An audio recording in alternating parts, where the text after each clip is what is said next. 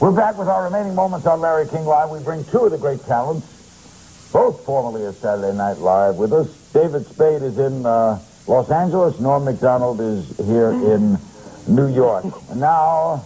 Hello, Norm. Say hello to him. Hi, David. David and I apparently are having some kind of feud. He left this message on my machine. So what is this? What is David? I Did you don't not know. want to appear with him tonight? Norm, Come on, David. Tell us. I wouldn't pay $300 to have my hair blow dry to be treated like this. No, your hair is great. I was just... Do you feel, David, that the star spotlight has been taken away by you, by Macdonald tonight? No, I don't mind. It should be. Oh, you... Norm's my buddy. Norm's one of the best guys out there. I've been watching this whole show, laughing my head off. I don't think Larry knows that Norm's a little kooky. And he's got some funny stuff to say. What do you make of that? He's accusing you of not having all the marbles. Good Lord. Are you shocked? Not having all the marbles? I'll tell you something about marbles. I haven't seen a kid play marbles for years. China Syndrome is a great rental. Oh, he's doing my column now. Okay. Of all the colors, blue is my favorite. Stop that. Okay. Where is John Stamos? When do you two go to work together? Why don't you do a movie together? We'd love to. We've been trying to for a long time, right, Dave? Yeah. Norm's Norm's one of the few super funny guys out there that I'm trying to keep up with. He's a blast, and whatever show gets him next will be in great shape. Well, David, do you think he's going to do a weekend update on the new Howard Stern show? It seemed like that's what you told him. So. It seems like that to me. I don't know why he's in some sort of denial over this. Norm's a little tricky, but he's in demand, so I think they'll have him if he wants to do it. Maybe Meet the Press will ask you to do it, and he'll come back then. Meet the Press would be great. Tim Russert, right? Yeah, you and Tim. Me and Tim would be a great... Load of laughs. You guys lost me. He doesn't know who Tim Russert is. Anything about Tim Russert? He only knows supermodels. I get blank stares. Yeah, Hey, listen, Larry, you live next to me in Beverly Hills now. You knew Clampett. You're right next to me. Clampett. I just heard you're going to come by Don't give the address. We're going to I know where you are. You're by Nate and Al's. My house has a water wiggle out front, and you're going to have to come by and hang out with me. What is that? What's a water wiggle? That's his thing for a supermodel.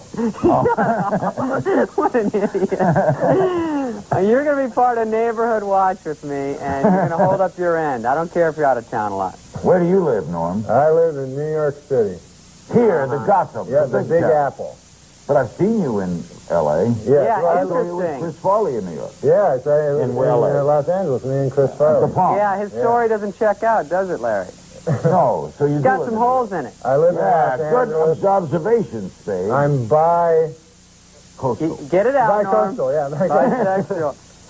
Oh, what are you doing, No, I'm Spade? kidding. I'm We've had lots kidding. of admissions here tonight. Do you ever miss Saturday Night Live? Both the same question for both of you. David. I miss hanging out with Norm and some other people there, but I don't miss how hard it was. It was a good 6-year run for me. It was But you fun. don't miss doing the show. I miss it in pieces. I like to host it, but right now, to do it every week is I'm too old now. Norm? I've only been gone like 1 week.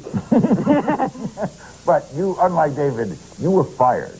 Yeah. So distance is quicker to have. Do you miss it? All right, did you miss it last Saturday night? Did you watch it? You're stumbling. I tell you something. I don't. Where I live, I don't get Saturday Night Live. You know what, Larry? They showed. I watch Saturday Night Live, but I don't get it. Norm was at home David, with. can you stop stepping on the joke? I don't know. I Me can't. and Larry are doing a little vaudeville here.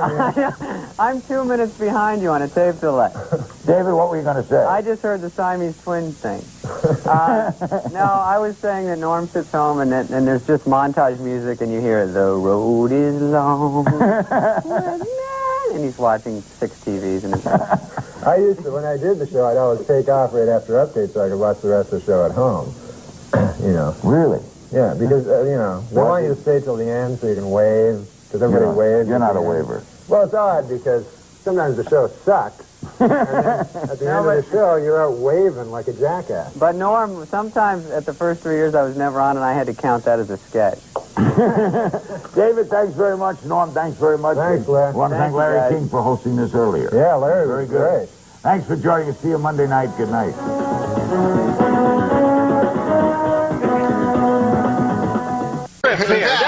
Now, just thinking, you know, because they have that Viagra thing out. Yeah. And the other day, you know, Bob Dole came right out and said. He was one of the first. Yeah. And, you know, you don't want to hear about Bob Dole's cock, you know? I mean, President Clinton's cock, Bob Dole's cock, what the hell? But mostly, an old man like that, an old man, you don't want him to have a super hard cock. You know what I mean? Why? Why? Because an old man, you want him to be, got a pipe going, a newspaper, the dog at his feet there. Well, that, in some corners, is considered pipe. Oh. But now they're going to have to create some goddamn pill that makes women aroused at the sight of a fucking 70-year-old dude with a super hard cock. You know what I'm saying? It's crazy. This is Viagra. It's insane. And you know what it's for? Impotent people. All right, Yeah. it's for impotent guys. So get this. I read this. The pill can make your cock hard for 4 hours. Right. So now, who has the 4-hour hard cock? The impotent guy. The rest of us are fucked. Me and you got our regular cocks. Meanwhile, fucking Spade is, you know. Refer to Spade. Oh, man. I didn't see it. I didn't see it coming. Dude, I know you didn't. He brought it all around and then a vicious rip kick into his best friend's gut.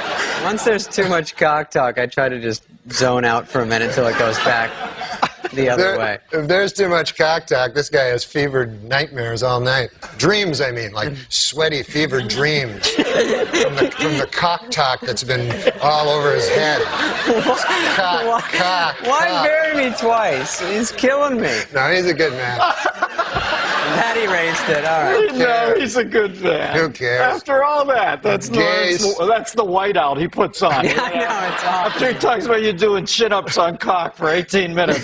No, he's a good guy. If you're gay, he's a completely straight guy. He gets a lot of ladies. You know that about him with the ladies. Don't say ladies. Women, girls. Okay, thank you. Ladies, what are we, fucking on an FM station here? He's Don Cornelius. But these gay guys, man, I was reading, you know about the... These gay guys. I haven't even said hi yet. All right, tell me what it is with these gay I guys. know, I'm already. I just read this thing about the George You're reading Michael. a lot, aren't you? Yeah, I got a little time off. Now I read the newspaper. And this really strikes me about the gay community. I don't know if they're a community, but Called West Hollywood. yeah, they're gay, and it's, you know, George Michaels. He hangs around the bathroom. He has sex with multiple guys. This is No way. You got to get it right. Hangs around the bathroom, Right. and it was described as a lewd behavior, but I don't remember sex with numerous guys. Well, what is that? What you took away from it? What does he do? What were you in the next stall? I could have been just having a nice bathroom regular thing. I don't know what lewd behavior is, but I don't know that he was in there with numerous guys. But this anyway, is go ahead. We get the gist of it. This is definitely a gay thing, like, because this is a pop superstar. You know what I mean? You're not going to walk into a bathroom and all of a sudden Farrah Fawcett's like, ah, you know? You're not going to... What? I love it. What I'm saying is, why would a famous Wait, pop... what was she doing? Was there some sort of cervical belt sander thing, or what was that? Oh, Christ, what are you, Linda Blair? They do. That's what they do. Right? That's what ladies that I know do. But Good to know that primetime exposure's paying dividends there, big But guy. I think that's what it is. It's that the gay, that's why they have separate bathrooms. Let's face it. If they had women and, you know, women, as you call them, I call them ladies. If you had them in the same bathroom, Like Ally McBeal. like you go in the bathroom to do your business, see a man about a dog there, you know, and you're in the bathroom. You're in the bathroom. All of a sudden, a beautiful lady comes out. Oh, here's my vagina and breasts. You're going to be hanging out at that bathroom a lot. So I don't blame anybody for anything. Can you believe Olmeyer didn't get him?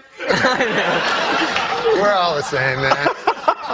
Have you ever met Omar since then? Don Ohlmeyer I met once, yeah, after he fired me. Yeah. Then I went and visited him in his office, which it wasn't an office I've never seen. It was like a wet bar and a bunch of weird sports trophies. He's a big sports guy, you know. Yeah. So he explained it to me what happened, but he did it all with sports stuff, you know. Like he said, man, you see, you're the number 3 hitter, but now you're going to be number 8. And then later on, Ken Griffey will show up. I didn't know what the hell he was talking about. And then I said, well, Christ, man, what the hell am I supposed to do? And he goes, I don't know, just walk it off, you know. And I'll put it in sports terms why you got fired. You were fucking with OJ too much. That's exactly why you were fired, man. Well, I don't know. That's his buddy. Yeah, it's his buddy. Yeah, well, that's why you got canned. OJ's a good guy. I mean, he's not... Well, we got to end on that, Normie, but there's what they'll remember you by. OJ's a good guy. Man, Thanks for coming on. Norm Macdonald and David Spade, stick around. On your last show, I came out as a deep. Take me on a journey. Take me far away from this life. I'd leave it in a hurry. Let's run away before morning light. You got me right. Like some of your friends, like, you know, seriously, like those guys who came out of Saturday Night Live, like Sandler, you, Chris Rock. There's a lot of guys who sort of all of a sudden are like real big Everyone's players. doing Norm. well, Norm got his own TV show. Norm's doing well. What? What? Do you hang out with Norm, or is it impossible? It's pretty impossible because he's crazy. He is. In L.A., I call him and he goes, I go, what happened last week? I called you to go on. You called me? And I go, yeah. On my phone? I go, yeah. And he goes, oh, yeah, I got that. I go, you didn't call me back? No. And he's serious. Yeah, he's crazy. And yeah, I know. Like, I have him on the I show. love him, though. He's the funniest guy around. I think you need to be kind of crazy to be really funny. He is very funny. I love him, too. And he has a gambling problem, you know. Yeah. Yeah, he was telling us how secret, he was all excited that he had $80,000. He won $80,000 in Vegas, but he had lost like $100,000 on basketball. Right. And that's on nickel slots. That's how serious he is. Did you always know he had a gambling problem? Mm-hmm. You did. When did you know that? At Saturday Night Live? I first knew he had a pee in a bottle problem. Right. Remember that? You always talk about Yeah, it's that. great. And then I knew... Does he still save his urine? Do you know? I don't know. He used to put it in Ziploc baggies, sign it, and send it to fans. Is that true? No. Oh. But he did. He would take... After Saturday Night Live, they give you a car, a limousine, if you want to go to the party, and he would take it to Atlantic City. Really? He's a hard ass. He's hardcore, dude. I know he'll even get into fist fights. And then he'll stay at a table for hours and hours. What do you think of that? I feel lucky. And then you don't even know if he's married or single. It's never really clear. I don't know, but I know girls like him. He's you know, when you're something's that wrong, they pick up on it and like it. They like the tragedy of that. Fixer-upper, yeah. Right. Yeah, I'm gonna make him a regular guy. Right, but it never worked. Because David always wore like cool jackets to get girls or whatever. Did it work? Behind the scenes of that. Yeah, David gets girls like crazy. Heather Locklear. Yeah, like Name insanely one. beautiful It's girls. because funny guys are attractive. Yeah. Funny's hot. You've done a lot of is? impressions. Funny. Most Look at him. awkward He's like, come really? on I've ever heard in my life. All I can say for sure is this, that it works this way with women.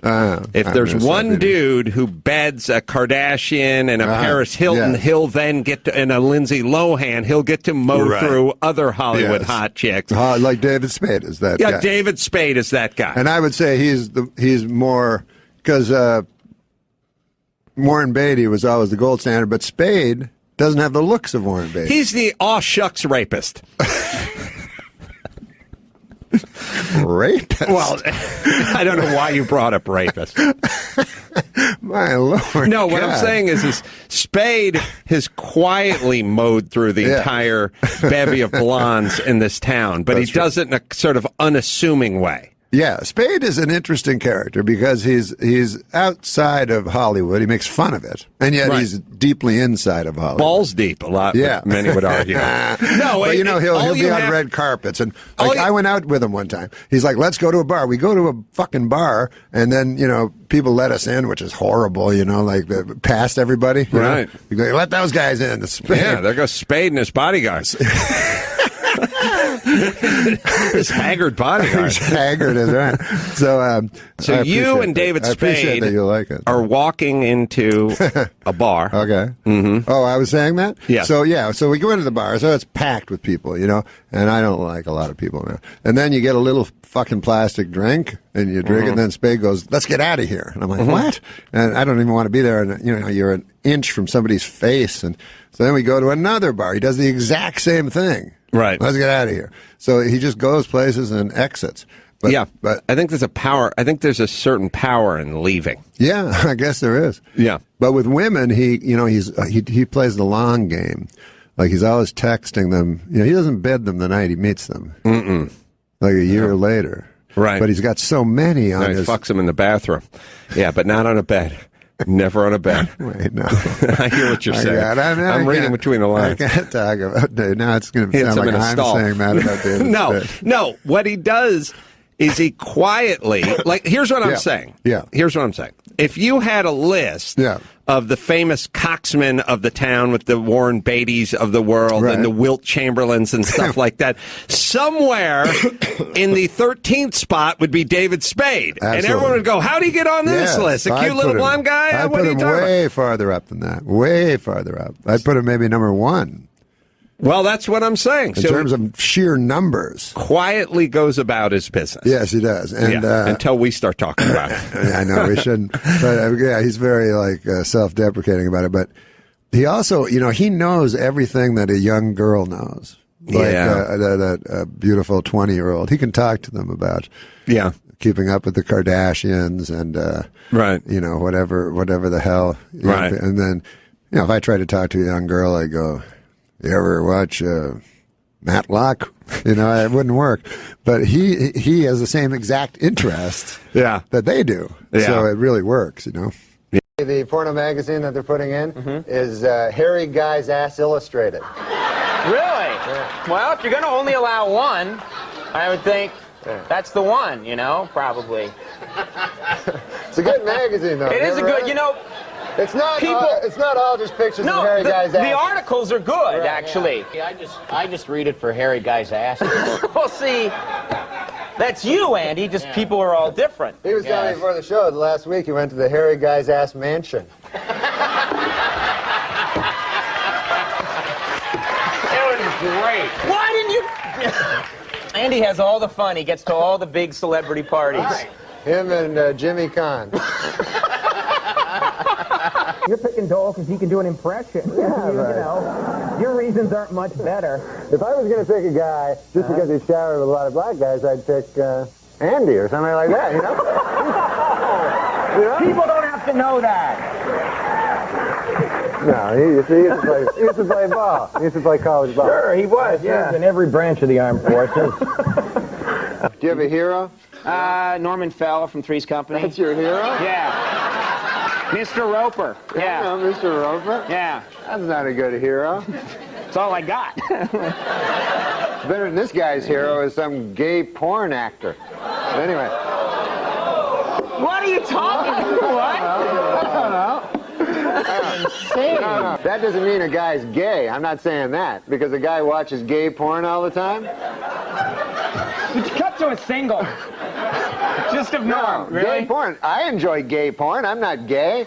Gay porn is a genre that just cuts across all demographics. You know? Young people, old people, straight people, the gay people enjoy it. Everybody likes gay porn. But this guy really likes it.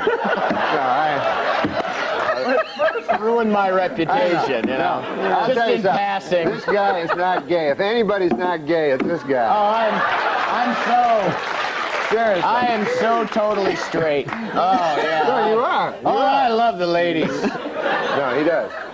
No, he likes girls. Before I start with my jokes, I just want to say, like, I said a thing on last show about Andy enjoying gay porn. Right, I remember you saying that. And I thought later, that was just a stupid thing to do. Well, I guess it was all forgotten until you just brought it up. So, he doesn't like gay porn, you know? He doesn't like gay porn. So anyway. I can't stand gay porn. Right. You have to give up stuff on Lent. So every year, on Lent, I give up stuff. And I made up a list, you know? Oh, really? Of stuff that I gave up. So I have it here in my pocket. Can I read it? I would love to hear what Norm gave up for Lent. Yeah, I gave up spending thousands of dollars trying to methodically seduce Andy's wife. No more of that, huh? All right, that's very nice. Good for you. What a relief. Plus, it gets in the idea that Andy has a wife. Andy has a wife. Oh, he does, I know. I have a wife. I know. And No, he has a great wife. I don't like gay porn. No, he has an excellent wife. Don't like it. All right, we're back, everybody. Stop comparing notes on gay porn, all right? No! We were actually talking about the Sports Illustrated, the swimsuit issue. Oh, yeah. You guys like that issue. No, I love it. Andy It's said, fun to play this it's game. his least favorite Sports Illustrated. Oh, shut up. He says he can't. Never mind. I'm going to say something. I was talking to Andy before the show, and apparently I made a mistake one time in the show where I intimated that maybe Andy was into gay porno. You remember that? I didn't, but now I do, yeah. Which he is not into, and I never meant to intimate that he was gay in any way. Right. Just that he had an obsession with watching gay porno. There is a difference. No, he's got a wife.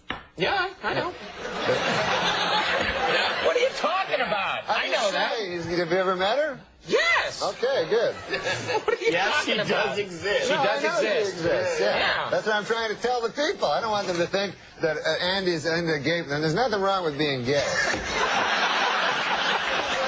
Unless you're not gay, and then there's something horribly wrong with it. That's when it goes awry? Hey, I'm going to miss Andy on this show, man. Oh, yeah. He's got to leave, huh? How bad is that, huh? Yeah. He should stay. You want him to stay? You should stay. Good move. You should stay. You just Get killed him booing. Yeah, you killed everyone's joy tonight. No, I swear to God, though, when you sit on a couch for the living. You should think about not giving that up.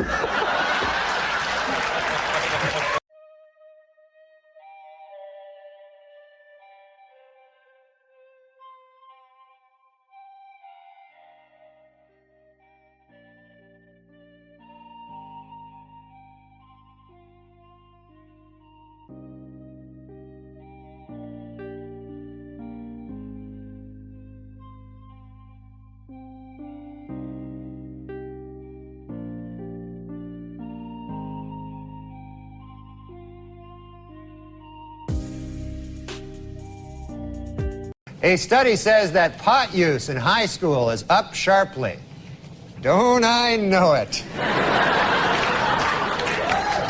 Oh, yeah.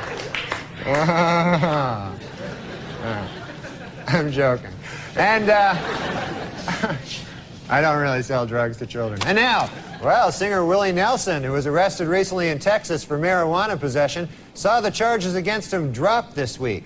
A judge ruled the arrest had been illegal because police didn't have probable cause to search his car for pot. How about the fact he's Willie Nelson?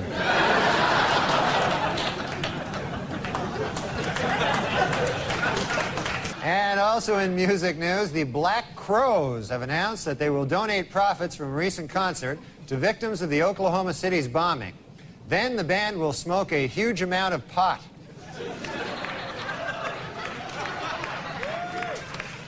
In the December issue of Playboy, 60 Minutes reporter Mike Wallace reveals that he has not only smoked marijuana, but that it made him sexually aroused. According to Wallace, he made these comments in an effort to frighten young people off sex and drugs forever.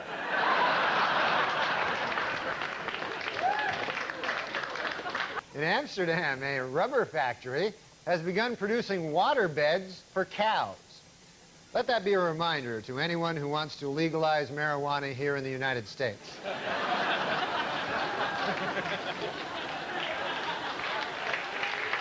And in North Carolina, the Bowman Gray School of Medicine is looking for 20 habitual marijuana smokers who they'll provide with free pot in order to study the effects of the drug.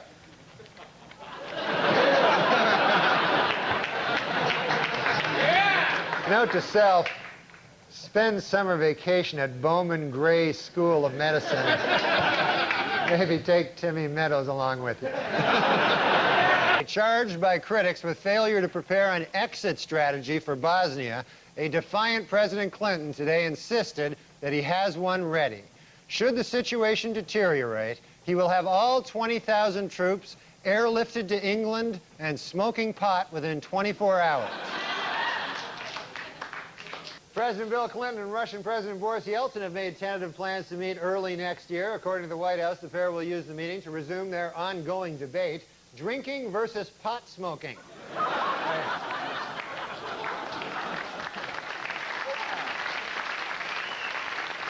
Moments after the Bosnian peace treaty was signed in Paris, grenades rocked Sarajevo, killing 6 people.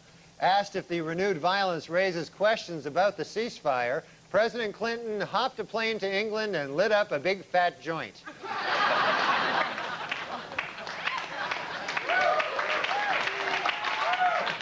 President Clinton said that if Dr. King were alive today, he would have supported the deployment of U.S. troops to Bosnia. Later, when asked how he could use the late civil rights leader's name in such a self-serving manner, Clinton hopped a plane to England and lit up a big fat joint. Sapphire called the First Lady a, quote, congenital liar. Clinton responded by saying Sapphire, quote, deserves a pop in the nose. Sapphire replied by offering to fight Bill Clinton, quote, anytime, any place. The president answered, quote, how about right now? Then hopped a plane to England and lit up a big fat joint.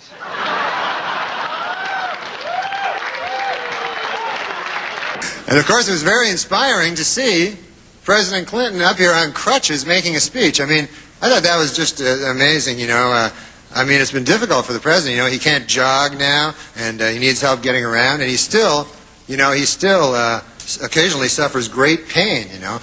On the upside, you got your medical marijuana, so that's, you know.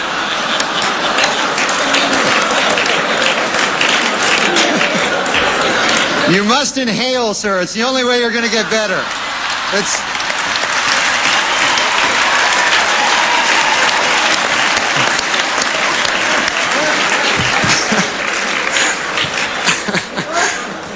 But, We hate the most.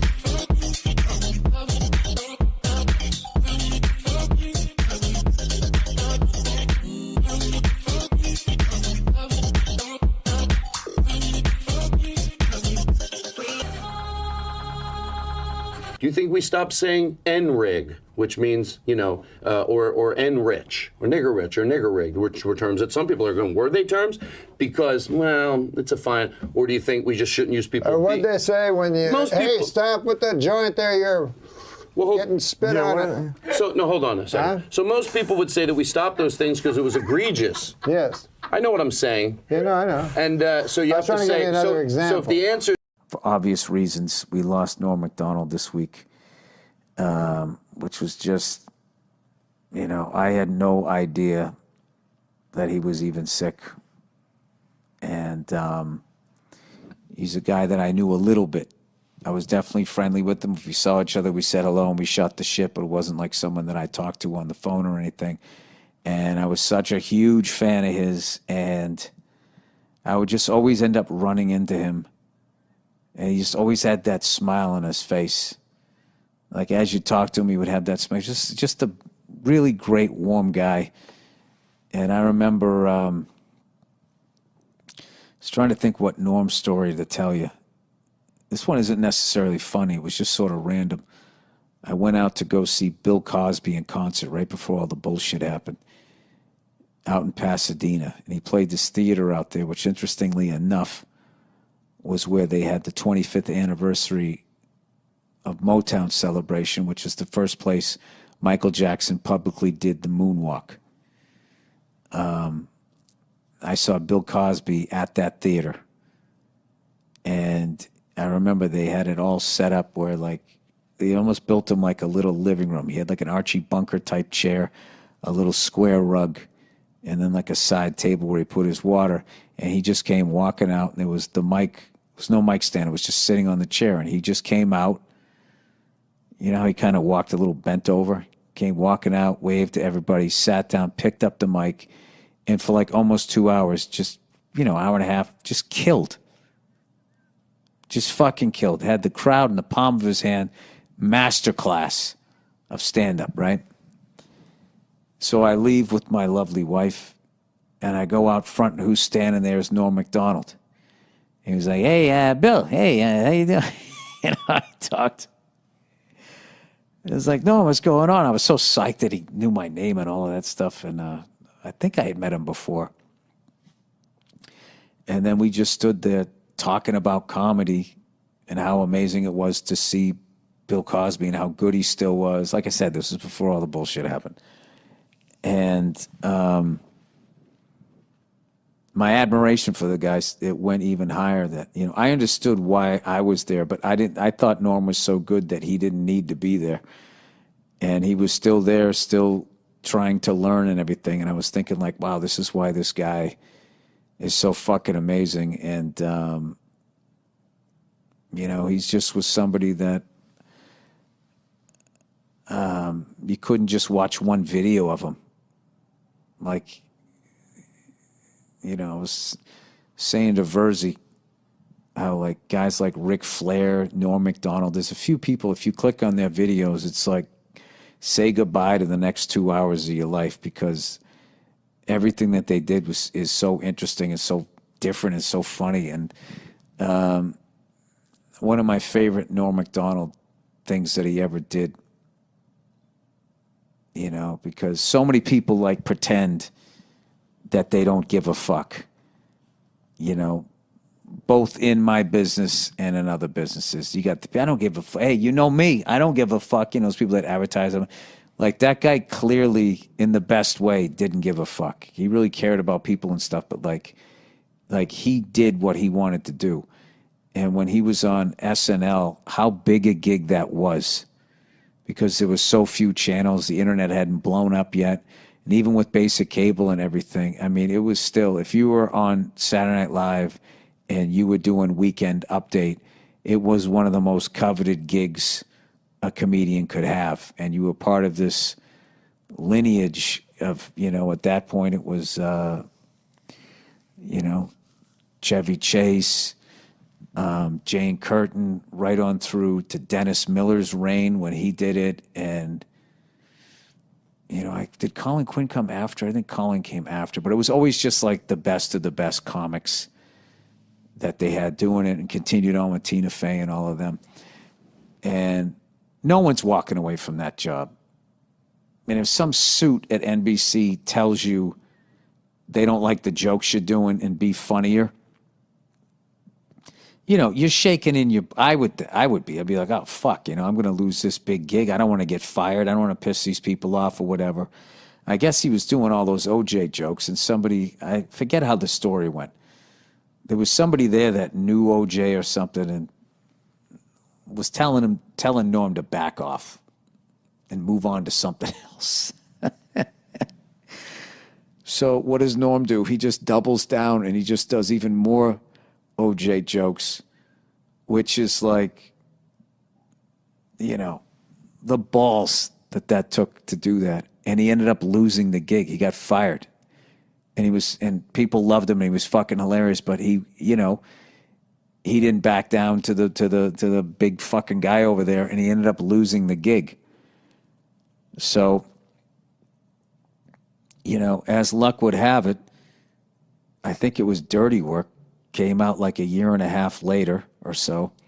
So he has to promote it, and he's on the press thing. So Lauren has him back and has him host the show.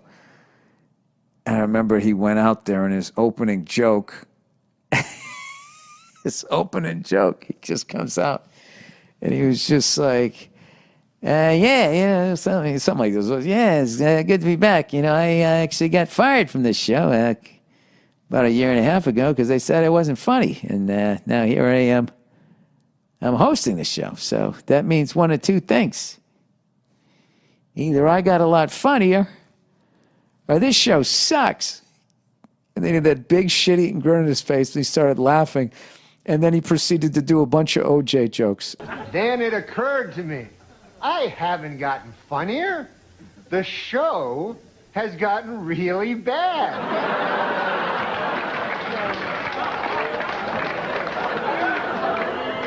So yeah, I'm funny compared to, well, you'll see later. And it was just like that fucking thing about him. And the whole time, I just felt the whole time when people were fucking with him or whatever and trying to take what he had, he always just still had that smile on his face, and he just still did exactly what he wanted to do. And I got so much respect for him. And I feel so fortunate that I got to see him live. So I remember, oh my God, I saw him right after 9/11. The Aspen after 9/11. Aspen Comedy Festival was this big fucking festival that was always a nightmare to get in and out of. Every year it would snow and people would get stuck in Denver, or you get snowed in, you couldn't get out. It was a fucking nightmare. And then as a comedian, you had to perform. It was like a mile higher than fucking Denver. And no one could breathe, and you're performing in front of all these super fucking rich people in front of industry, and you just go up and you would eat your fucking balls, and you're like, why did I come out here? And I remember I saw Joe Rogan do a full set that I still remember, and then I saw Norm Macdonald. It was at the same theater, and I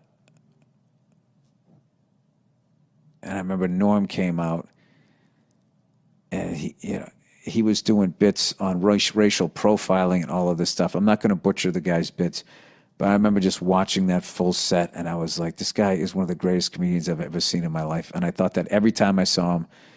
And I don't know, it was a pleasure to know the guy, even on a little level. Just a massive, massive, massive loss to not have him around. And especially now with all of this stupid fucking cancel culture horseshit that is going on, which has way, way, way overstepped its bounds, as it always happens. No matter who's behind it, it always ends up, starting off with something that makes sense, and then there becomes the overreach, and then it just becomes like, hey, is it me, or did you literally become what the fuck you were trying to stop? And we, I don't know, as a comedian, really needed a guy like Norm out there to be eviscerating it and making fun of it and still doing what the fuck you want to do. So if there's any other young comics out there, if you want to see how it's done, watch that guy, because he was the real deal. All right? So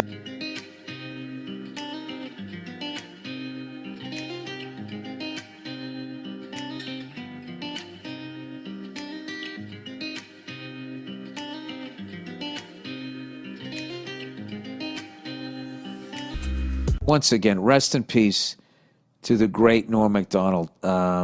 Just truly, without a doubt, one of the greatest stand-up comedians I ever saw in my life.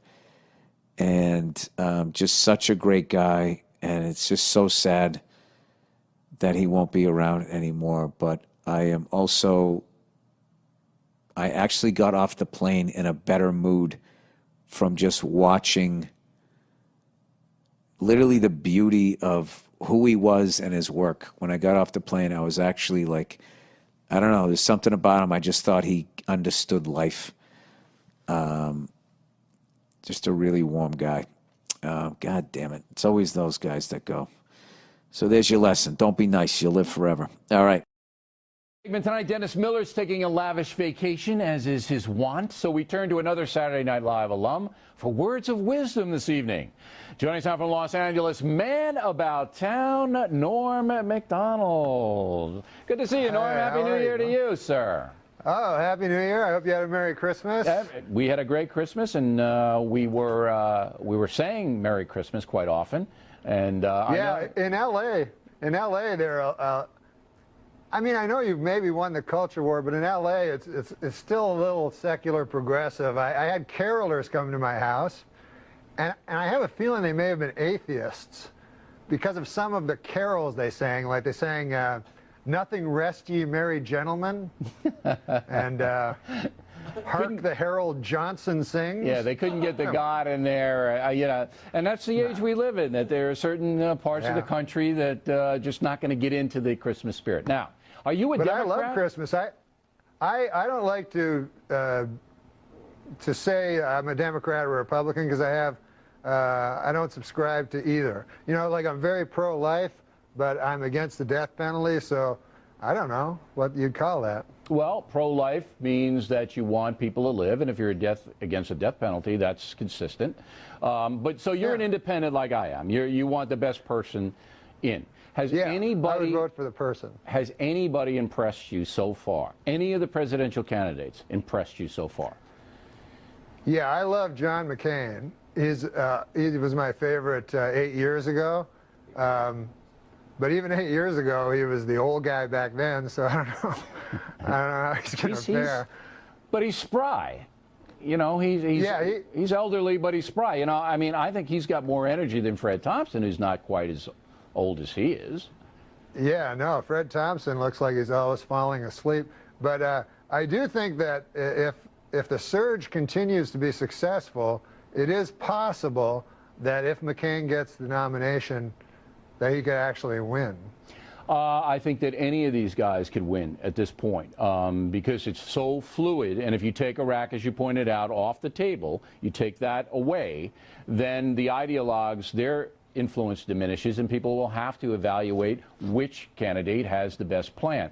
Now, Hillary Clinton, obviously a lightning rod. The Hollywood community is what, 80%? Liberal, and they're kind of split between Hillary and Obama. How do you see this? You're out there, you schmooze with these people. Well, I've watched Hillary on the campaign trail, and I must say she has some image change or something. She looks to me much more lifelike. And also ladylike. She almost seems like a live lady now. Well, they've softened her image. You know, because she was coming across as a little Margaret Thatcher-ish. You know what I mean? Yes. Do what I say or I'll kick your butt. And now they're trying to say, do what I say or somebody else will kick your butt. Not me, because I don't want to get my hair messed up. But the Obama-Hillary Hollywood conflict, see, they're all liberal, but they just don't know which way to go out there. And I feel their pain, don't you? Yeah, I know Obama is... This guy's like a freight train, and now that Dennis Kucinich has said that he might throw his support, man, he's going to be unstoppable with that. That's right. So that's at least six or seven votes that Sean Penn. That's the equivalent of me throwing my delegates behind him. Now, when you I think Kucinich is just barely above Ahmadinejad on the polls right now. Yeah, Kucinich and Ahmadinejad are running neck and neck, and but we like Kucinich. No matter what you think about his politics, he's a stand-up guy. Now, Miller loves Giuliani. Miller is like Giuliani guy. What do you think about the mayor? Well, he's pro-choice, which is a little bit of a problem with me, but I remember when I was in New York, and my God, he changed that city around like crazy. He did such a great job. And I remember like my friends complaining, they were like, oh, Times Square, you know, it lost all its character. But I lived in New York during that time, and Times Square was just prostitutes and junkies and serial killers prowling arcade. I mean, there was, you know, it wasn't character. It wasn't like... That's the liberal platform. They like that Junction. stuff. Right, it wasn't Petticoat. That's secular progressive heaven you just described there, Norm. That's what they want. Come on. Yeah. It's diversity, man. It's diversity. Norm Macdonald, on demand. Yeah, that's right. Norm Macdonald, thanks for filling in for Miller. We appreciate it. Happy New Year to you, Norm. When we...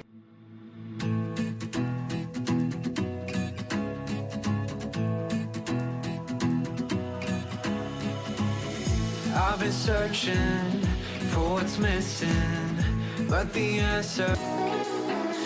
Norm Macdonald, whose new program, A Minute with Stan Hooper, debuts on Fox tomorrow at 8:30. Up against the Factor, man. I don't know. I know. It's not easy. So we want them to tape Stan Hooper and watch the Factor. I was going to mention earlier, because I know this is a no-spin zone. You bet. And the Kozlowski thing, I saw a little bit of spinning. Little bit. And I'd like to say I was also a shareholder at Tyco. And I did get invited to the party in Sardinia. You did? Yeah, and you didn't miss anything. That guy with the giant wings made a clumsy pass at me over by the ice sculpture. I thought you might have been the sculpture there for a minute. What but, I know. Now, you were at Saturday Night Live, okay? Yes, sir. It was a good gig for you, a weekend update and all of that. Yeah. Then you did the Norm show. Yes, sir. I never got to see the Norm show. I never watched it either. No, no one did. No, and it was gone. It was gone. You know what an interesting thing is? That even if no one watches a show, right, it still gets ratings like 1 million people watch the show because people just don't turn their TVs off. Is that right? So if there's nobody in the room, it still clicks in. I guess that's what's happening in CNN. I don't know. But anyway, this show, how do you get 2 shots? Because most people don't get any shots. You know how many comedians there are out in L.A. Trying to troll to get a show. And this is another show starring you. How'd you do it? I think pure raw talent. Yeah, they just saw it in you. Huh? Yeah, there's no substitute for that. They had to have you. Yeah. Fox demanded Norm Macdonald. Exactly. Get him. How much control you have over this vehicle? Romano controls his show. Yeah. Romano? Ray Romano. Oh, Ray Romano, of course. You know, right. I know him. Not as talented as you, but he's coming on. He's coming on. How much control you got over this show? Well, I got a lot of control over it. I don't rehearse, so I write all week. Do you write? Yeah. You write the show. How many other writers with you? 5, and they're a crack staff. All right, so the show's going to have an edge because that's what kind of stuff you do. No, it's not going to have an edge. No, it's going to be a bland kind of an Ozzie and Harriet ripoff? No, sir, it's going to be a Green Acres ripoff. I can just see you in the overalls. Yeah. You play a commentator on television. I play a commentator. I hate those guys. Yeah. I don't care for him either. I play a guy that works in New York. You understand? And he does his minute every week. Like Andy Rooney. Not Andy Rooney. He's not a humorist. He extols the virtues of small town life, like Mr. Charles Osgood. Oh. And but he's very disconnected. He goes to parties at William Paley's house. You look a little like Osgood. Run that picture back. Can you put it next to Norm's face? Yeah, I can. That's you in 8 years after you work for Fox. That's how you're going to age. Okay. Believe me, I've been here 7 years. That's how you age. I don't look like that. I'm trying to look like that. So you moved to a small town in Wisconsin, right? Yes, sir. Okay, and that's going to be funny. I'm going to be amused by that. I'm not going to spin you. No, you're not going to care for it at all. All right, now you hit it big, and then you get the residuals and all of that. The Simpson money rolling in. Yeah. You don't hit it big, you care? Well, first of all, I believe the actors in The Simpsons. I don't think Bart got 1 penny of that. No, but the guy who did his voice. Oh, I'm sorry. Yeah, I get a lot of money after that. Do you? But I'm not in it for the money. What are you in it for? The money. I am in it for the money. I know you are. I was going to spin. Yeah, no, you can't. This is the no spin zone. I know. I keep forgetting. You can use that in Stan Hooper if you want. The no spin? Yeah, you can use that kind of stuff, and I won't demand any money. Okay, cool. Saturday Night Live. Do you watch anymore? Yes, sir, I do. You do? Is it as good now as when you were there? No. Well, because you're not there. Basically, because I'm not there. Right. But you do watch it. Yeah, I watch it. Because I've lost kind of contact with it. I mean, I think it's maybe a generational thing. It is a generational thing. I'm 61 years old, young. I say 61 years. Right. I say 61 years experienced. Mm-hmm. And when I watch the show, I don't even know what they're doing parodies of, because they're doing parodies of like MTV shows that. Yeah, I mean, they're Jewel. They're making fun of, and I have no idea. Yeah. So I'm sitting here. Yeah. When you do this Fox show, if it is successful, are you going to change? Am I going to change? Yeah. Are you going to be the same guy you are now, the humble guy? I'm going to be the same dirty son of a bitch as I am now. Right. Thank you. This is live tonight. We appreciate it. Well, that's not swearing. No, of course not. No, that's just I think Fox. That's part of the. That's Fox. We're going to see that in Stan Hooper, aren't we? No, we're not going to use such language. Right. Norm Macdonald, good luck with the show. Talk about this new movie called Dirty Work. Dirty Work. Yeah, Somebody's got to do it. I read the synopsis of it. It sounds like a lot of fun. 2 guys who just can't seem to get it together, right? Yeah, we can't get it together, so the only thing we're good at is getting back at people. Yeah. So we open a revenge for hire business. I like this. Yeah, this is good. So if you need revenge, you see, you'd come to me and I'd figure out a revenge. Let's suppose there was somebody that was a mean, then you... Treating you unfairly. Exactly. I would come to you and say, I want revenge. Yes, and I'd figure out a way to get you revenge. Well, you do this in the movie to Don Rickles, don't you? Yeah, Don Rickles was great. Well, what did he do to deserve some revenge? He was just Don Rickles. What I love is that I read that you wrote insults for him. He didn't like them at all. He wrote his own insults. Yeah, he just did. We just said, do whatever you want. Yeah, you can't. And he just insulted us. And it was great because it's funny when he insults you and it makes no sense. Yeah. You know? Like he'll just go up to you and go, listen, why don't you go to Alaska and live in a shed with a rake? You know? And you go, what does that mean? What is that? You're talking to the right person. He thinks he loves Don Rickles. Great. Oh, God. So you like acting, huh? So this could be the beginning of a whole new career for you. Yeah. Just like Chevy left Saturday Night Live, went out to Hollywood, became a big movie star. Well, acting is tough. I mean, one of the toughest things is you don't have your own name. Like, my name's Norm, as you well know. Sure. And my character's name in the movie was Mitch, you see? So in the scenes, like, a guy would say to me, hey, we better get going, Mitch. And I go, huh?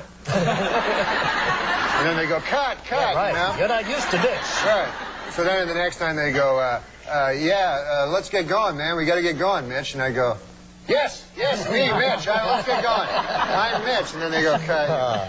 And Bob Saget directed this. Yeah, well, you know, there's bad news and everything. How is young Saget? He's actually right over there. Hey, Bob. Come on over here. Bob Saget.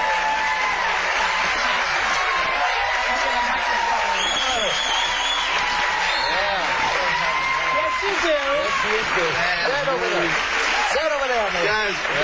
Nice to see you two guys survived making this movie together. Well, Bob's a great man. Bob's a great man. And a good woman. We've been together for a while. And now he's a big movie director. He's a big movie director. If it's a big movie. Tell him what Rickles said to you when he first met you about what's Scorsese. Oh, Rickles actually said, Bob, you're very, very tall. You're very tall. Martin's very short man. That was it. No, remember Scorsese met you when he first heard?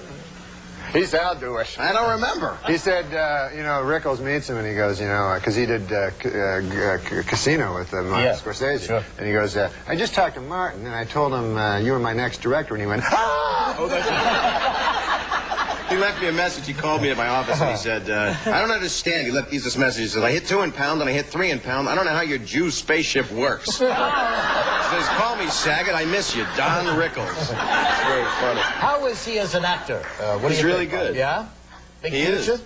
Yeah, I think the man is incredibly talented. I'm not just saying that because we have a movie opening on June 12th. No, he's in full commitment. He says he wouldn't answer, the name Mitch, but he did. Not to me, but to other people. Well, you gave it 100%, huh? Now, can this guy become a romantic leading man in the movies? Yeah, he turns me on.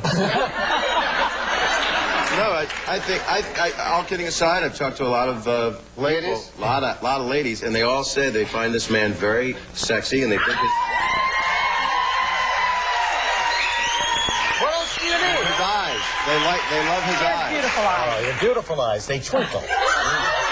And he's got those Tom Selleck dimple things happening. Oh, yeah. This is the new Tom Selleck, absolutely. He's got the little wavy hair thing happening. Yeah. I think you're getting to Kathy Lee. Oh, yeah, baby. All right, so it opens on June 12th, June 12th. All right.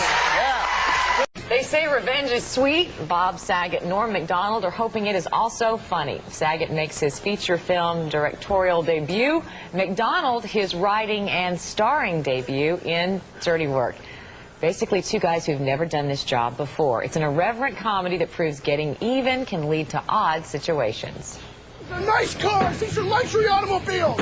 I got a whole place. They're fully loaded. They're loaded with dead hookers. They're seeing things. Don't shoot this. This is not part of the commercial. Is some jerk making your life miserable? You want revenge? Call 555-0187 and let us do your dirty work. Sort of like Ghostbusters. Yeah, a little bit, but there's no ghost. Just hookers and trunks. Hookers and trunks. Which is good programming in the morning for your family. You've never done this before. You've never done this before. Nervous at all? Hookers and trunks, or you mean the movie thing? Big funny directorial debut, comedy, you starring role. Yeah. A lot of pressure. Yeah, I'm nervous. No, but, you're not. No, I'm not because I take the Xanax. 3-4 cases a week, isn't it? No, I sell it to him. Do you? No. Tell me about the movie. Actually, he's a very, very funny man. The movie. Oh, I'm sorry, I got crazy. I was reading that.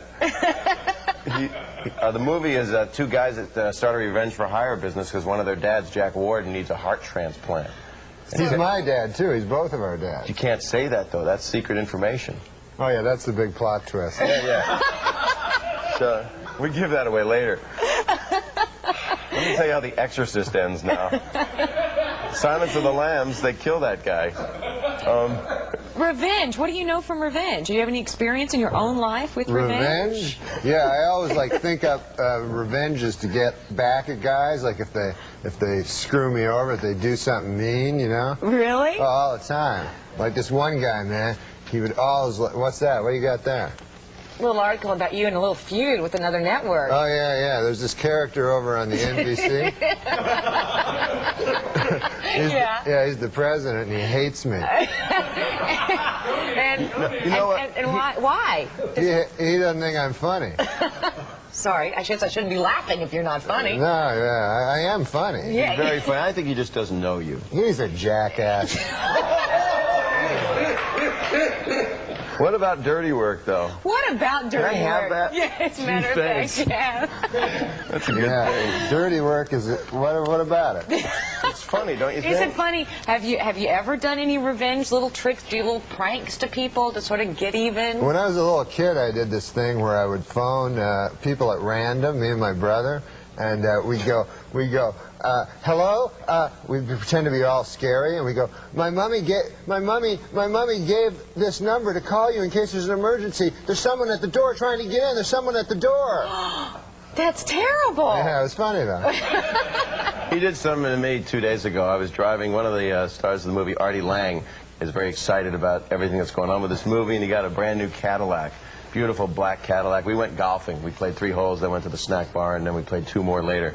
And so Artie, we're driving back, and I plowed into a manhole, and I flatted out his tire in the bottom of the car, with his new caddy. with his brand new caddy. He's like cracking up. So what current kind of practical joke? So this crazy Mexican tow truck driver comes, to fix his car, and so then I tell Saget, I go, hey man, that guy wants your autograph, for his kid. For his kid. So then the guy fixes our car, and then Saget, like a jackass, he comes up afterwards and he goes, yeah, I'll sign anything for you. And the guy goes, no, cash. I said, you want an autograph? He says, no, $50. And then he and Artie are on the ground because I was like, you want my autograph for your kid, right? And he goes, no. Was this movie fun to make? I mean, is it more fun to make comedies than to make dramas? Because you've made dramas before. I made a drama about his sister died of a bad disease. Right. I mean, you've done the other thing. Is it a whole... it's interesting that you told us both. I forgot I'd done it till now. But you've also done some other directing as well. Yeah, I mean, a lot of people don't know you started back in college doing directing projects and things. Right. But this thing, comedy is a collaborative thing. And Norm and the writers, Norm wrote it with Frank Sebastiano and Fred Wolf and our producer Bob Simons. Everybody was working together to get the funniest stuff that we could get out of it. And it's Norm's sensibilities, a lot of it. And it's really because of that I fell in love. I don't know what he's talking about, but we got funny people in it. California. We got, the great Don Rickles, Chevy Chase, Chris Farley, all the funniest guys I know are in the movie. So that's what makes it, Are you happy to be doing movies and not TV anymore? No, I love TV the best. Do you? Yeah. Maybe one day I could fill in for Spencer Christian if he's over in Atlantic City. Do you think? He always is, I know, I saw him there once. Did you? Yeah, How much did you lose? He had a feverish look on his face. Norm Macdonald, Bob Saget. We're done? Best of luck with dirty work. Thanks, Lisa. You and Kevin are great, man. Thank you.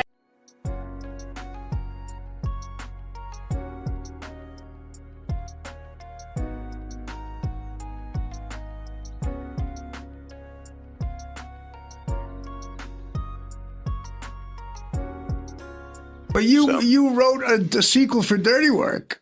I did. And we had the money? Yeah, we were going. That's unbelievable to me. Yeah. And Norm, I didn't think he was going to die. And I didn't know. I was going to say, did you know? I mean, writing a sequel that stars a guy who's got leukemia is not a smart move. So when nobody knew, and he wanted it that way, and I think it was also him being a gambler at heart. You know, with life, he thought he could get through it. And by the way, he was told he was going to. So I think it's those last few weeks. I think he was really thinking he was going to beat it, and we were set to go. And so you were going to be getting the phone call. Yeah. And I told you that when I was in New York, and it's really good script. And he and Laurie Jo Hoekstra, who I love. Yeah, Laurie Jo, the great LJ. She's just great. I guess when we did Dirty Work, I was more the guy that wanted to be liked, and that ain't the club you do it with. You know, you don't have, Frank Sebastiano and Fred Wolf. It ain't social. It's making the best movie you can make. And that movie was, people that love it have to know that writing good comedy is hell. It's really hard work. And that's why I think the movie resonated. Right now I'm trying, we'll see what happens. I'm trying to make the R-rated cut for Norm, Right. To do that, because 7 minutes are missing. So no kidding. Yeah. Remember you guys had I can't give it away if it comes out. Well, it involves donuts. The donut scene. Yeah, right, exactly. And there's more than that, but the prison scene's a little bit different. yeah. And I can say what it is. The prison scene, Norm gets fucked in the ass. And as you do in prison. Listen, I've been there. No one always gets fucked in the ass. Believe me, that would be I'd be a hard date to deal with if that happened. Well, for you, it's like looking for Waldo once they get in there. But anyway, Norm says after he gets fucked in the ass, you know what hurts the most is the lack of respect. That's what hurts the most. But the other thing hurts the most, the anal rape. Right. And that got cut out. But we used a wide shot, and amazing that it worked. That and the other thing. Right. And I had Norm loop it, and he went, God, looks like I said that. So he didn't. You said anal rape, Norm. And so hopefully we'll put anal rape back in where it belongs in Dirty Work. Anal rape belongs no further than your friendly podcast and your friendly movie makers. You know who I met once, Bob? You may have met this guy. I bet you did. But you remember that book on stand-up written by maybe William Goldman? I can't remember. But it was about Lenny Bruce. It was about Lenny Bruce. I don't think I read that. It was Lenny Bruce. I never met Lenny Bruce, but I know who William Goldman is. So there was a guy that was with Lenny Bruce that was supposed to be the funniest guy. Well, he was Rodney's friend. Joe Ancis. Yes. Joe Ancis, Rodney Now, told I met me. Joe Ancis. No way. He came to Saturday Night Live, and he wasn't very funny. Well, he was an old man by then, right? Yeah, he was with Rodney. You know, there's a story about him that he was so OCD that he got into a bathroom, took off all of his clothes, and naked in a toilet, but didn't lock the stall door. Yeah. And Rodney told me this story, and it has to be true, I guess, and because he didn't tell that many stories this many times. And he's naked, standing on a toilet seat. So you look under the stall, and the guy saw that there was nobody there, and he was trying to take a shit, and he was just naked like a crow, and his clothes were laid up over the side of the stall. Yeah. And a guy opened the stall, and they both because he was naked with his dick hanging out. My God. Just a creepy story. There was no punchline to it except how OCD the guy was, how crazy. I heard a great story, and correct me if I'm wrong, about you running into Rodney after he got out of a hospital at Caroline's. Was that you? And he was waiting for Ron Jeremy? Yeah, that was at his place. That's actually in the book. It's in the book. Is that in the book? Yeah, there's a story. Tell everyone that story. It's a true thing. That I was supposed to have dinner with Rodney at 7 o'clock on a Wednesday. And I got to his place, and he was in a robe, and he just had surgery, but he was healed, wasn't hanging out. He had a scar up here, and he said they took out all my guts, lied him next to me, and then put them all back in. That's how he talked about his surgery. It's just like something quick, like Legos or something. And so I got to his place Wednesday night, and his wife was going out with a friend, and he goes, Bob, you didn't call to confirm. I said, I'm not late. This was the plan. You didn't call to confirm, man. I'm sorry. I got Ron Jeremy coming up here with 2 hookers. And I said, well, I got to go. I'm not going to. I met Ron before. No offense. I just don't. I'm good. I'm going to leave. And Rodney goes, "Oh, I'm sorry, man. I feel bad." He had a release on the table that just says, "I, Ron Jeremy, allow Rodney to use me in his book." And that was just going to be his signature. That's what it was all for. So Rodney goes, "Sorry, I'll walk you out. I feel bad, Bob." And he walks me over to the elevator, and the elevator was just to his unit. And I walk over, and the doors, I'm on the inside of the elevator, and I go, he said, "How you doing, Bob?" I said, "I'm doing pretty good. I would have liked to have dinner, but how are you doing?" And he goes, "You want to know how I'm doing? You're leaving, and I'm waiting for a guy that can suck his own cock. That's how I'm doing." And then the doors closed. And we both laughed out loud because he said it with, he had no energy up to that moment. And when he said it, it was like a back-to-school moment. Like, you know, "That's how I'm doing." And he yelled it. And that's what the guy could do, apparently. You know, the potato bug of porn actors. Yeah. Could curl himself up. And you've met him. I met him. He loves comics. Thinks he's funny. He's the funny one. He loves comedians. That's the guy you definitely want to fist bump, not shake. Oh, yeah. Talk about that big juicy thing you were talking about. No.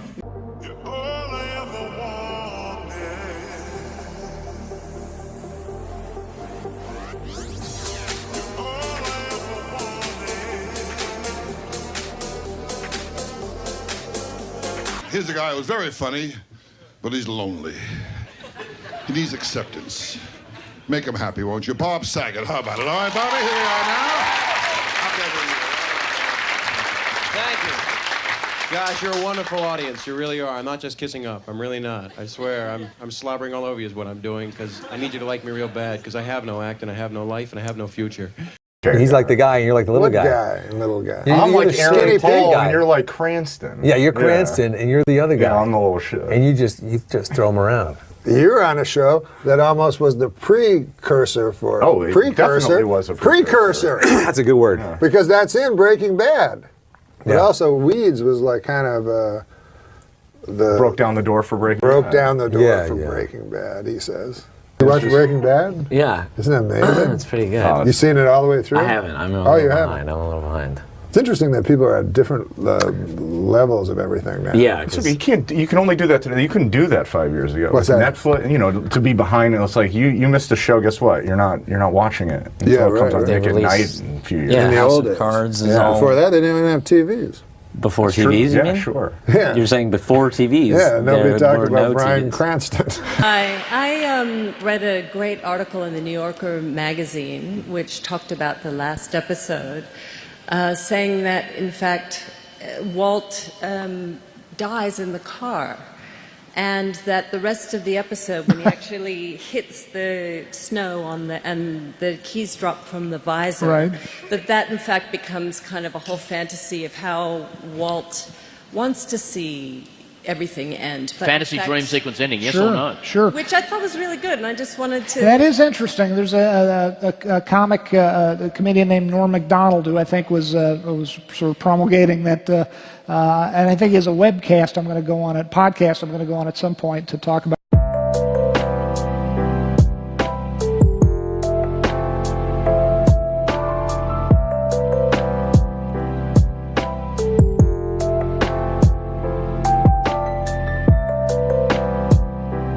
I hate fake humility. The idea of like somebody being good for the cause or the resistance or whatever. First of all, that's meaningless.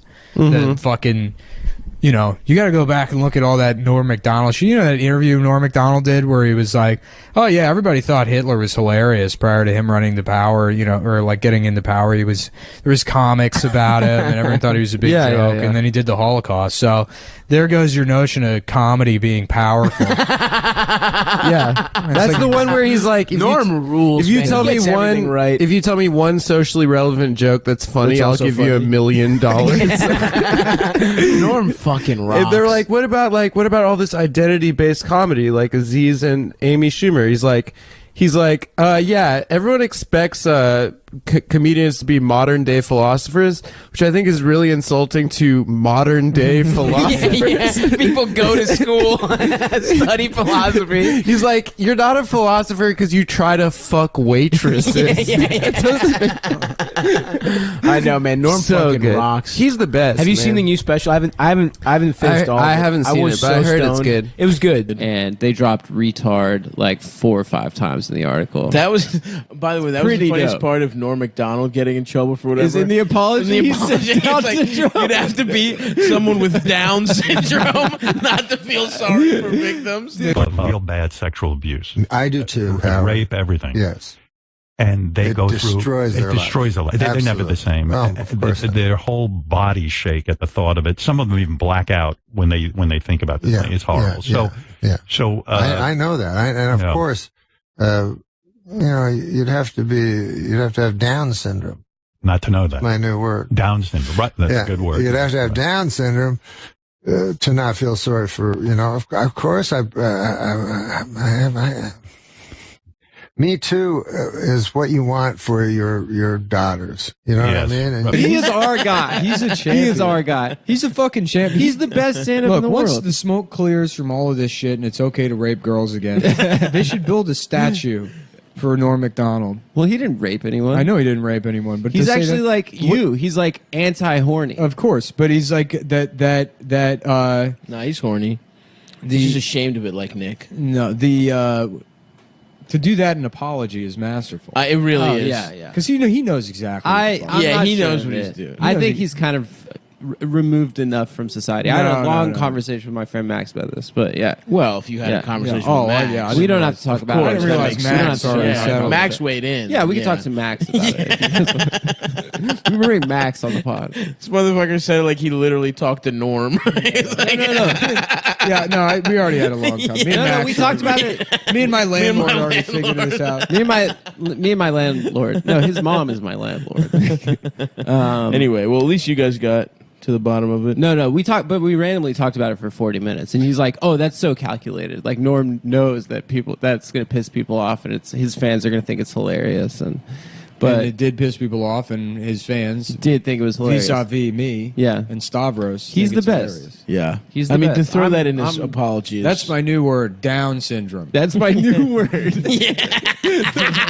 I'm going to start using that. What an apology! Unbelievable. And then he had a third apology. Did he? I think he fucked up again. That rule.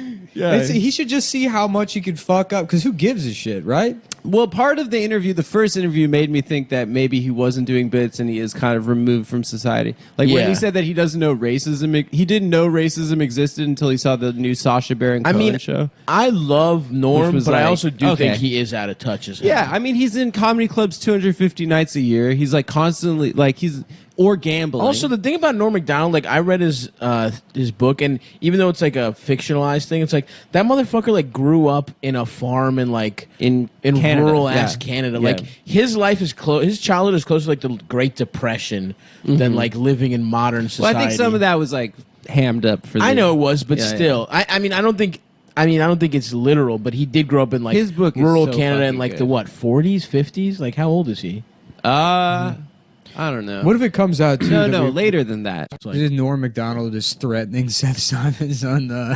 What does he say? So Seth Simons goes same energy, and he posted a picture of the Joker and Donald Trump, which is like, Oh my God! You fucking loser! And fucking Norm Macdonald wrote, "Hey, you fucking piece of shit. It's you that's the Joker, a failed stand-up that kills someone who got a TV show. I cannot wait to meet you, and I will." Damn, dude. Yeah. That's so sick. That is awesome. Norm's just like, fuck you, bitch. Fuck. Is it really my fault?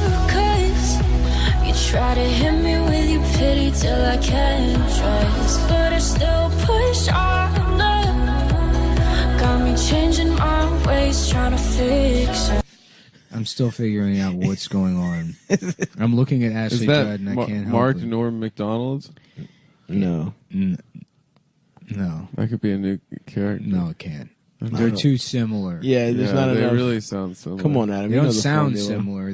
They fucking Their jokes. they're both comedians. They're both observational. Yeah. Well, how would you even do that? Try that out for a spin, Adam. I'd just do like a Norm joke, and then I'd say kidding. Or Kidding. Okay, that's fine. Okay, you're right. All right, I don't know. It's not good, but It's not good, but but it's it works. functional. Yeah. Okay, I'll give you that. Thank you. I'll give you that, and also give you 5 3/4 of something else. Barbara Walters. announced that she's retiring from The View. Well, actually, she announced it 5 years ago, but no one could hear her over those yammering bitches. See? all remember our first guest from Saturday Night Live, where, among other things, he hosted the Weekend Update. Remember that? But he was so committed to doing an imitation of Bob Dole, he even took Viagra himself. That is really... Now he's the host of his very own show right here on ABC. It's called The Norm Show. Take a look. Hearing is 3 o'clock. And don't worry, because with the help of a little oxygen, you're going to be as sharp as a tack for that review.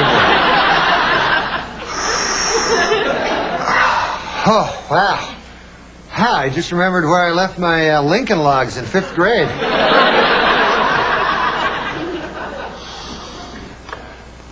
In 1938, I killed a hobo.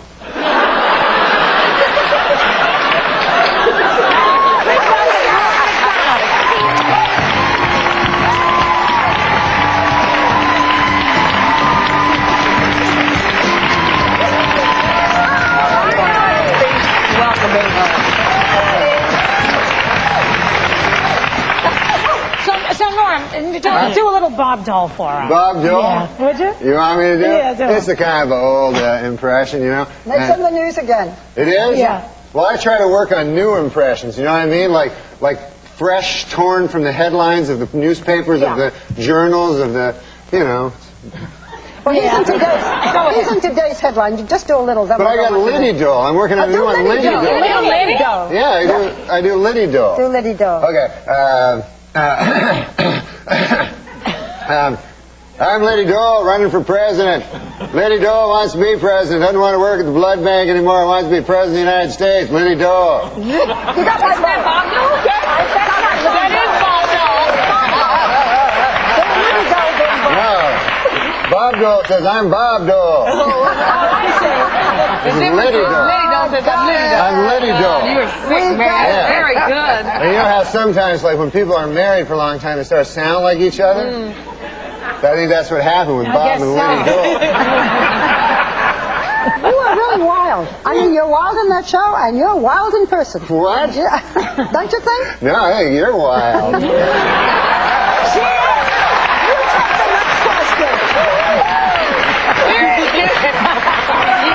You hear us talking about the Friars Club roast and everything, and you know, Joy is the queen of the Friars Club. I went to that Friars Club once. I never seen a roast or anything like that, Joy, but I went one time. I loved playing poker. I had a bit of a gambling problem for a while, and I couldn't get enough poker games, right? So this dude, he told me, you gotta go to the Friars Club, man. There's a big poker game there, right?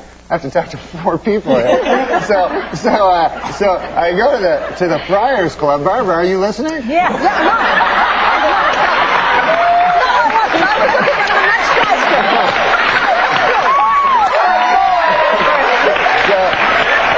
So I'm at the Friars Club, and they tell me there's this big poker game, right? So I go there, and there's all these old dudes there, right? And they're all comics from like 50 years ago, and I don't know who the hell they are, you know? And it's not like famous comics like Milton Berle or anybody like that. It's these B-level comics from 50 years ago, you know?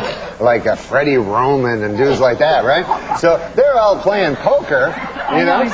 They're all playing poker. And I'm playing poker. I just want to play poker, but they're all like making jokes, you know. And every joke they're making involves me being a gay dude. You know, you know what I mean? Like they'll go, here you go, kid. Here's it'd be like a queen. I get a queen. They go, here's a lady for the lady. And they'd all laugh, you know. And I didn't notice at first. I'm just playing cards, and all of a sudden I realized every joke is me being a homosexual man, right? So I'm not a homosexual man, as you well know. So, He's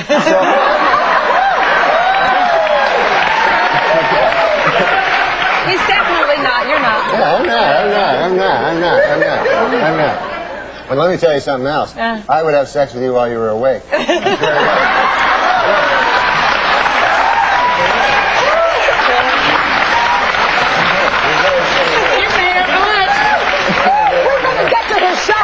Such a novelty for me. Go ahead. No, there's no story. It's just, and then I'm playing, and then all of a sudden, this old dude next to me goes, kid, just you gotta show him what you're made of. You insult them too.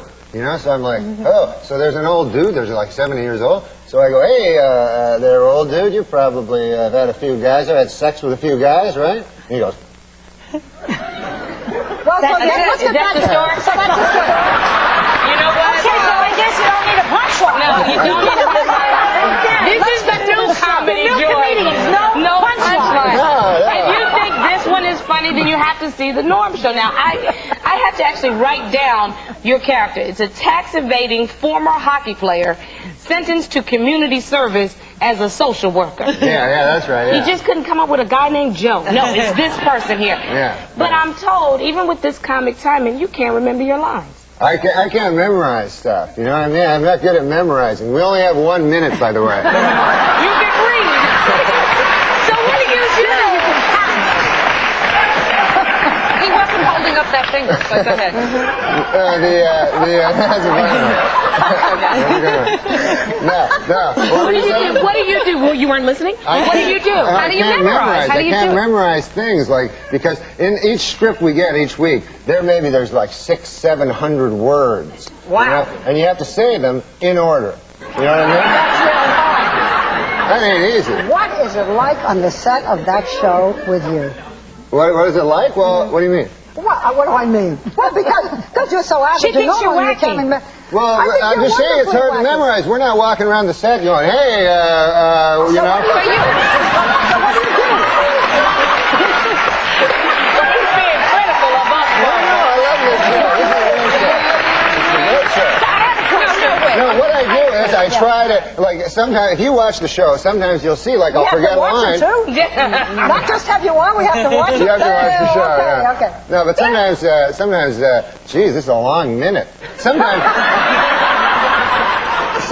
like, if you watch the show, you'll notice, sometimes maybe during the show, there'll be like, sometimes like 20 minutes will pass where nobody will say anything. You know what I mean? Because it was my line.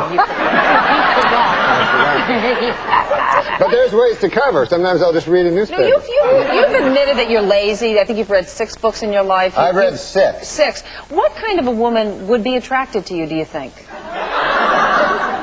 Well, I have a lot of money. Oh.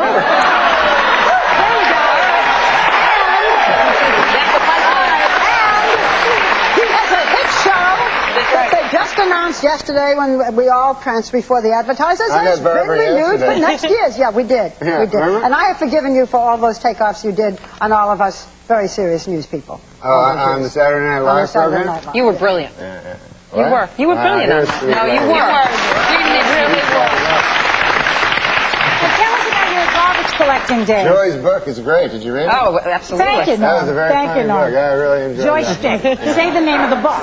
Enough already. Joystick. We're coming back at the last segment. We're talking hot topics, and we're going to be discussing Star Wars. Do you want to stick around and join And us? action figures.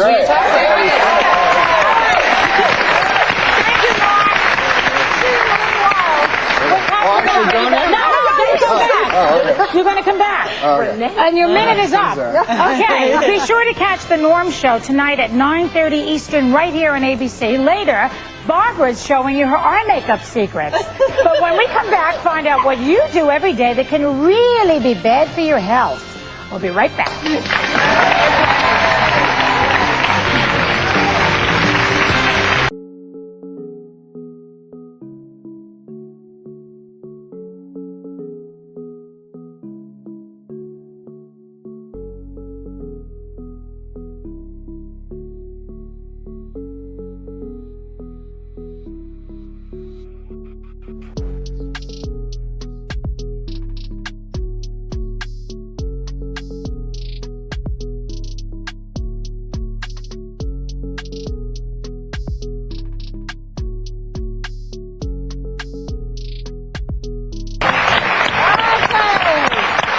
Go, girl. Where was her? All of us sitting here instead of being at home. Anyhow, so unless you've been living under a rock, Star Wars. I do not understand why people stand in line for days and days and days. They can't see the movie in 2 weeks. I mean, they don't have jobs. In any event, so I went to see Star Wars. I have never seen any of the Star Wars, and I felt terrible about it until I learned that I never saw seen it. Never saw the first No, one. I never saw any of them. No. You never saw anything? You never wanted to see Star Wars? No, I never liked them.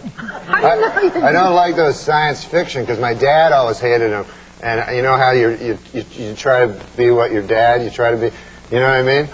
And I remember when I was a kid, I watched that Twilight Zone. Remember that show? And oh my God, my dad hated it because it was too fantastical, and he thought I should be doing the chores. And I remember one time, me and my brother were watching Star Wars. My son was. Have you ever seen Star Wars? This goes on. That's Norm. We only have 2 more minutes. I was just giving you a little backstory, but me and my brother were watching the Twilight Zone, and then my dad walked by, and we were watching, and we were all excited about this Twilight Zone, and then my dad walked by, and he looked at, like, the screen, and he said, I suppose this one's a goddamn ghost. Oh, well, that was funny. Okay. Anyway, we're going to give our quick review. So, I had never seen it. I thought all of the, you know, the mechanical figures and all of that, I thought that was fine, you know, but it was okay. What'd you think? Well, I tell you, I did love the pod race. That's the best part. There's this race in the middle of it. I'm a big Star Wars fan because What about Billy D. Williams? I bet you like him. Race back in the day with the real original Star Wars. I hear that was better. Yes, with my man Harrison Ford playing Han Solo. Now that was some Star Wars. Now, I have to tell you a confession, Barbara. I fell asleep for 10 full minutes in this Star Wars. I was watching it. What happened? I did too. You did? Yeah, sort of in the middle. And you never go to Star Wars. No, you know what? I'm not interested in You know Star what Wars. I'm happened? You know what interested- happened when she fell asleep? Meredith's husband had sex with her. You weren't supposed to tell.